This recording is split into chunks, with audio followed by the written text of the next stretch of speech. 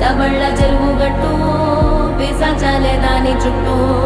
తలచుకుంటే ఆ చోటు వెన్నులో నవ్వుడుకు పుట్టు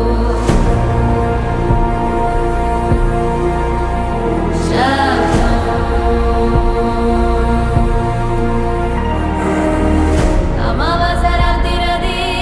వీధులన్నీ ఖాళీ ఖాళీ చోరు మీద గెంతినది మెల్ల కన్ను నల్ల పిల్లి సంబరాణి వాసనతో గుప్పు మంది హోరు గాలి దీపమార్పి నిద్రరోయే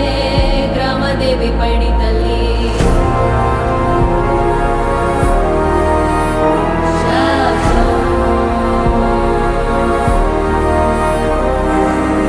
మసీదు మకిలిలో సైతాను కెంపుకెగ కల్వరి గుడి వెనక ఆకు పక్షి తయ్యదక్క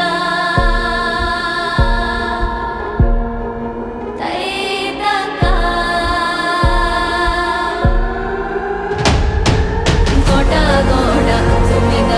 పుట్ట గోబరుదనయే గుంపు గూడి పత్తపడి కందిరి గలరుదాయే మల్లా దాటి సమాధిపై ఒంటిగా హితమ్మనే కుక్క తిప్పుకోకుండా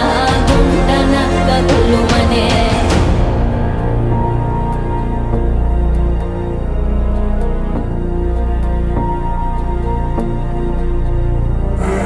కప్పు కింద బల్లి శబ్దం తాటాకు రాలిన శబ్దం వీధి కుక్క మురిగే శబ్దం తెలియని ఏదో శబ్దం ఆమడంత దూరంలో పురిటి తల్లి మూల్గు శబ్దం పలుపుతాడు తెంచుకున్న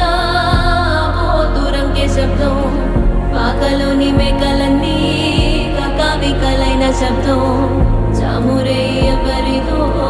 చావుడపు మోగే శబ్దం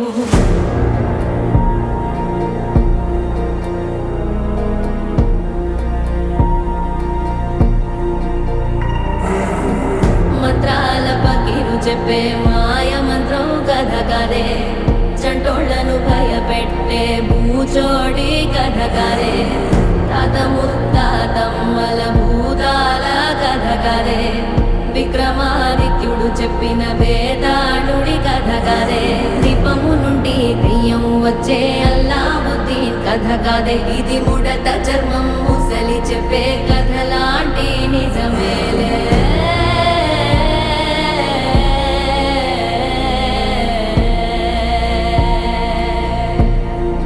నిజమే